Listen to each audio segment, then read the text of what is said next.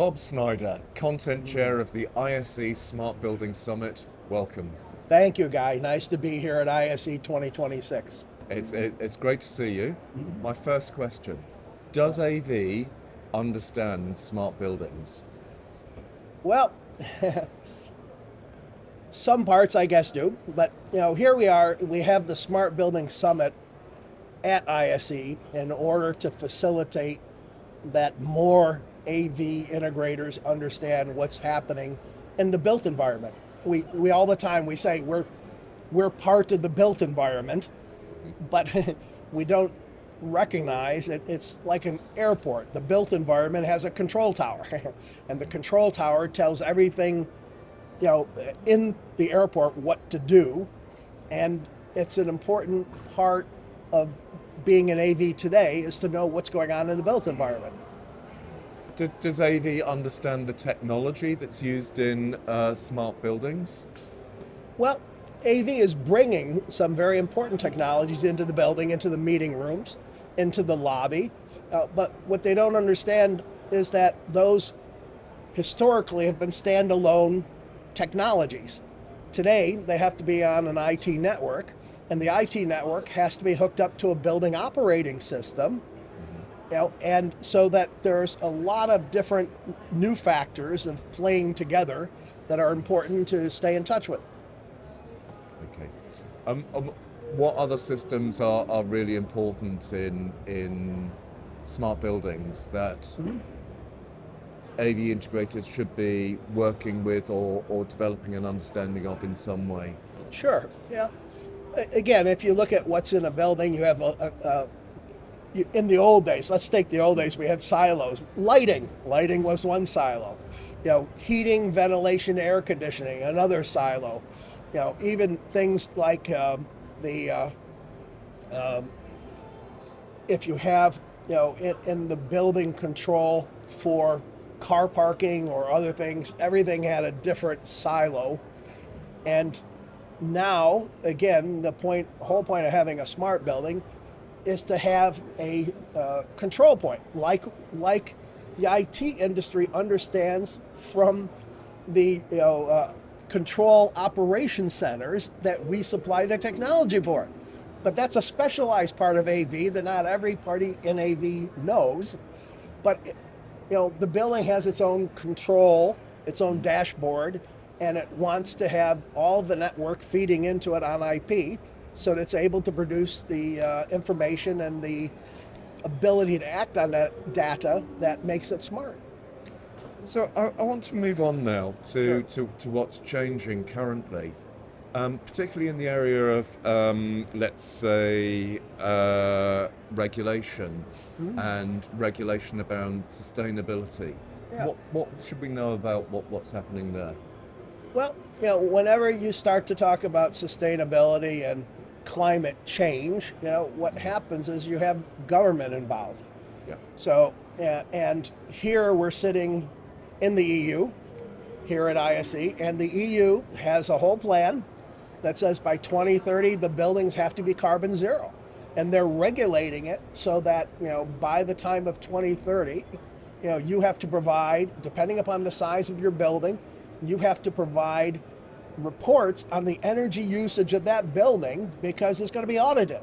And you're going to be fined and taxed if your building does not cooperate with that energy usage. Now, again, going back to my control tower analogy, AV has to be sustainable inside of that building to be reported on as well. And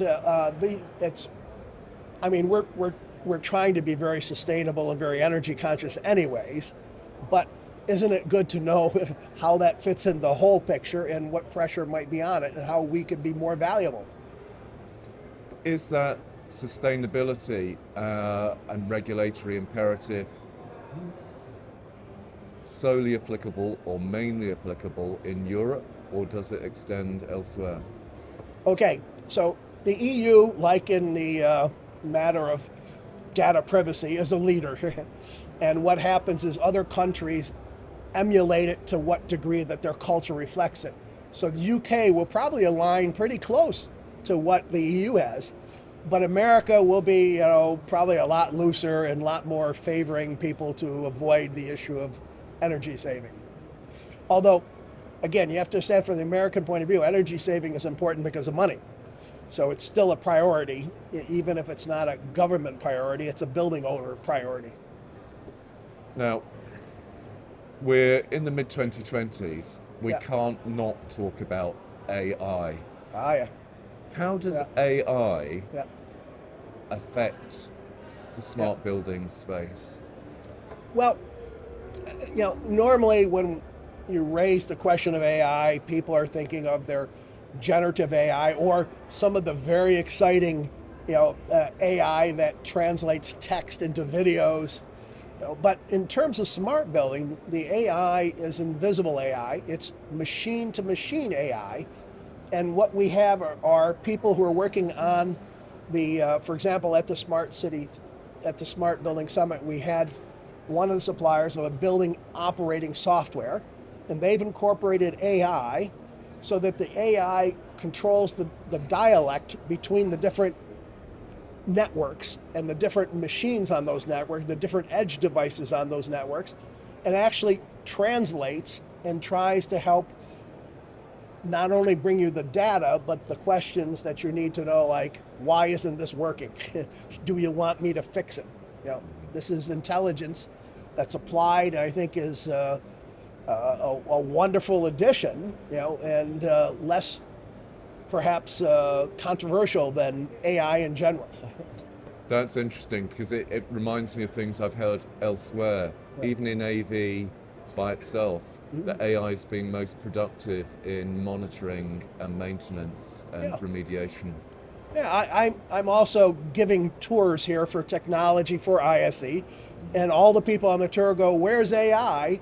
I'm going, "Well, you're not going to see AI. It's all embedded, at this point for us, and that's good, because if you look at the AI, all this discussion of bubble is because all the venture capital is switched into AI, and some people are going to be big losers. Yeah.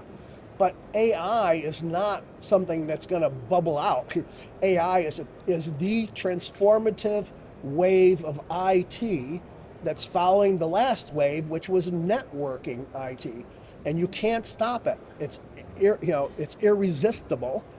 And what happens with that type of AI is that the first thing that has to happen is infrastructure has to be built.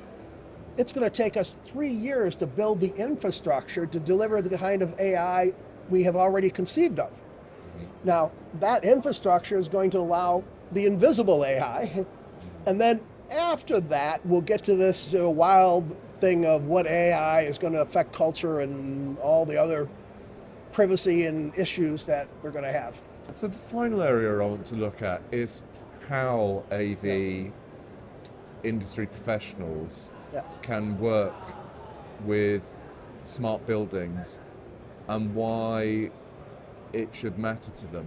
So what happens to the AV integrator who's working in a building but chooses not to take an interest in smart buildings and smart buildings technology? Well, I think if you talk to enough integrators, you'll hear them complaining that they're always invited late to the party, that they don't have access and they don't have the ability to give their expertise at the right point in time. And that's because they're not necessarily speaking the language of the smart building owners. They're not part of the full and overview.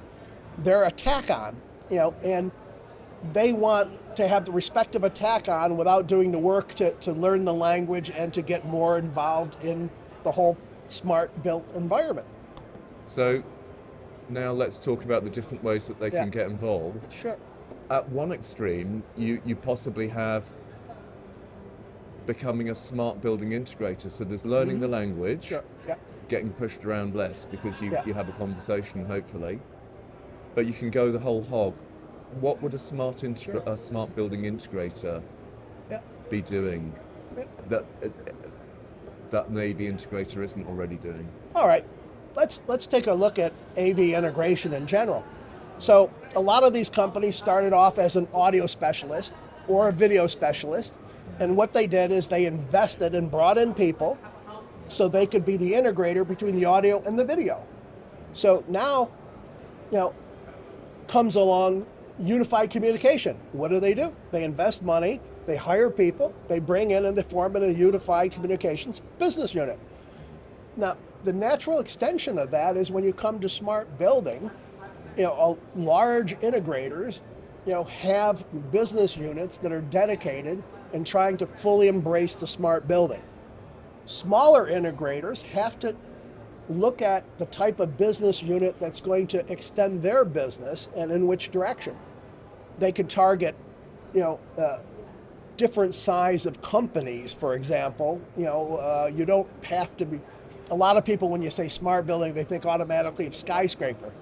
But smart building is exactly the same sort of thing we said when we invented the personal computer. It's that the personal computer industry will be over when everybody stops referring to it as a personal computer. Computing is everywhere.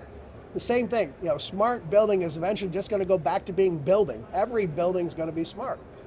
And along the way, there are these technologies and opportunities to integrate that AV should at least be aware of, B should consider as part of a business extension to whatever extent their customer base and their business can afford it.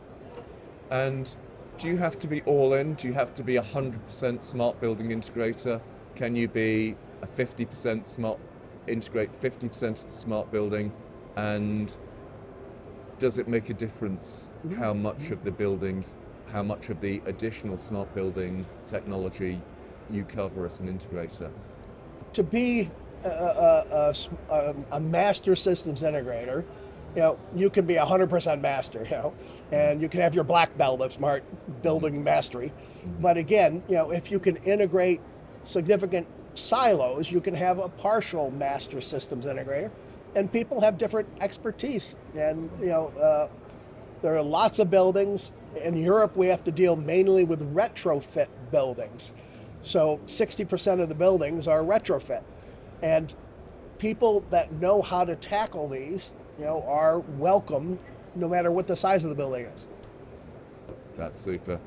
So I think we've covered quite a lot of ground there. Yeah. So I'd like to thank you for joining us. Okay. And I'm just very grateful that we can have someone who's both an expert in AV and smart buildings join us here today. Well, I wouldn't define myself as a real expert, but I am the gateway between the two, and I would invite AV people to come look at Smart Building Summit, because that's the gateway that ISE has built between the two industries in order to help everybody understand each other.